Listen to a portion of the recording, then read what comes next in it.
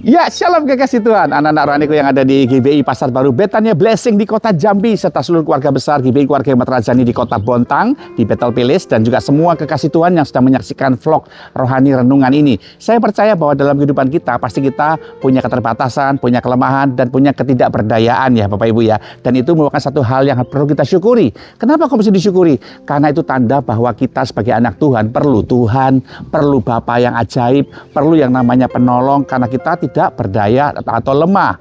Nah, itu sebabnya dalam hidup kita ini kita perlu belajar mengerti bagaimana kita menyerap yang namanya nutrisi-nutrisi rohani buat kita menjadi kuat dalam kelemahan kita. Nah, kalau kita lemah, kita kan perlu kekuatan. Satu-satunya sumber kekuatan yang dapat membuat Anda bertahan dalam menghadapi setiap persoalan hidup atau juga berkat yang diberikan Tuhan buat kita adalah Tuhan Yesus sendiri. Ya, saya percaya bagaimana kita bisa mengalahkan kedagingan. Bukan dengan doa puasa semata-mata, bukan juga dengan banyak berdoa semata-mata, tapi yang bisa membuat Anda mengalahkan kedagingan adalah ketika Anda hidup dipimpin oleh Roh Kudus, penuh dengan Roh Kudus.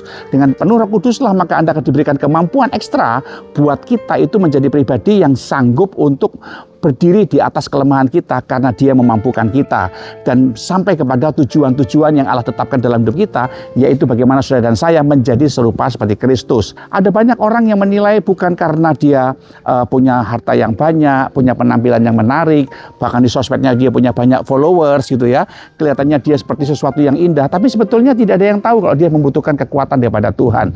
Dan untuk itulah kita disebut sebagai pribadi yang mampu berkarya dalam kehidupan ini. Nah, kalau Anda membaca dalam Injil Markus pasal yang ke-11 mulai ayat ke-12 kemudian sampai ayat yang ke-16 dan nyambung ayat ke-20 sampai ayat ke-24, di sana dijelaskan bagaimana saudara dan saya mengerti akan hal ini. Pagi-pagi ketika Yesus dan murid-muridnya lewat, mereka melihat pohon ara tadi sudah kering sampai seakar-akarnya. Karena itu aku berkata kepadamu, apa saja yang kamu minta dan doakan, percayalah bahwa kamu telah menerimanya, maka hal itu akan diberikan kepadamu. Dan jika kamu berdiri untuk berdoa, ampunilah dahulu sekiranya ada barang sesuatu di dalam hatimu terhadap seseorang, supaya juga Bapamu yang di sorga mengampunin kesalahan-kesalahanmu. Hidup kita ini bagaikan sebuah pohon.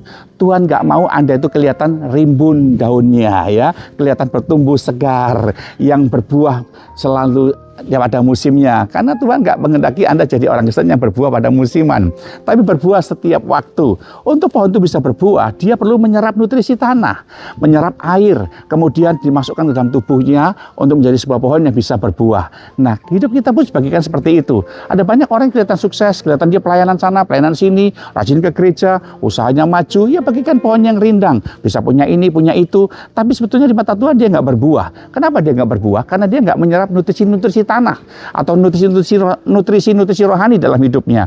Lah bagaimana dia bisa menyerap nutrisi-nutrisi rohani dalam hidupnya kalau dia tidak pernah ke gereja, tidak pernah baca Alkitab, tidak pernah ikut persekutuan doa, dia sibuk bisnis, sibuk cari uang dan mementingkan diri sendiri, bagaimana dia bisa bertumbuh? Dan yang menarik lagi adalah Tuhan mau Anda mengerti tentang 3 hal dalam prinsip Injil Markus pasal 11 mulai ayat 12 ini. Yang pertama, Anda mau menjadi pribadi yang mengerti bagaimana hidup yang belajar menjaga hati.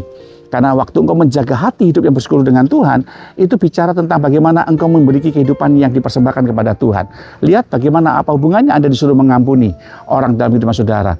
Wadahnya harus siap. Jangan Anda menyerap nutrisi-nutrisi dalam hidupmu, tapi akhirnya nggak bekerja nutrisinya karena ya ada unsur lain di dalamnya. Contoh, orang minum obat, orang minum vitamin, itu tidak boleh dicampur dengan minum susu.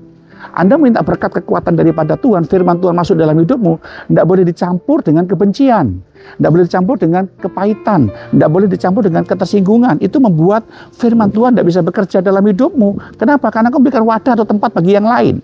Itu makanya Tuhan bilang, kamu harus dulu mengampuni dulu.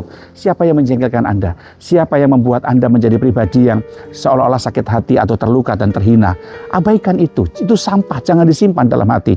Tersinggung boleh, tapi yang nggak boleh adalah tinggal dalam ketersinggungan. Dan yang menarik lagi adalah setelah itu baru Anda diajar untuk mengerti bagaimana percaya.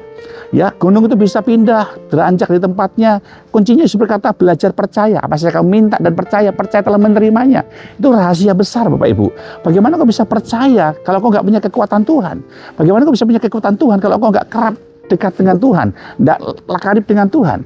Kuasa percaya itu didapat ketika kau mengenali siapa yang Anda percaya, yaitu Tuhan kita Yesus Kristus. Aku berdoa supaya saudara kekasih Tuhan tempat ini belajar mengerti mulai hari ini, hiduplah dalam kekuatan Tuhan dengan cara apa? Jaga hatimu, jangan simpan kepahitan. Kemudian belajar untuk karib dengan Tuhan, memiliki tempat yang sungguh-sungguh terindah bagi Tuhan Yesus bertahta di hati saudara, sehingga kau akan melihat campur tangan Tuhan yang ajaib terjadi dalam hidup saudara. Sehingga apa? Kau katakan dan doakan, disediakan Tuhan bagi saudara untuk kau nikmati sebagai bentuk Anda menikmati kekuatan daripada Tuhan.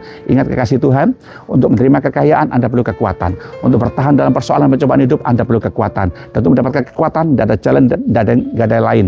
Yesaya 40 ayat 30 berkata, tetapi orang yang menanti-nantikan Tuhan mendapatkan kekuatan baru. Kata menantikan menggunakan kata kafah, yang artinya Anda ada dalam jalurnya Tuhan. Engkau senantiasa terpaut dengan Tuhan, hidup melayani Tuhan, hidup mengasihi Tuhan, hidup memprioritaskan Tuhan, hidup mendahulukan Tuhan. Itu adalah orang yang kafah, hidup yang mengasihi Tuhan dan tidak pandang keadaan untuk dia setia dengan Tuhan. Doa saya menyertai saudara, selamat menikmati kekuatan Tuhan dan selamat menikmati tema yang baru di bulan depan. Tuhan memberkati. Shalom.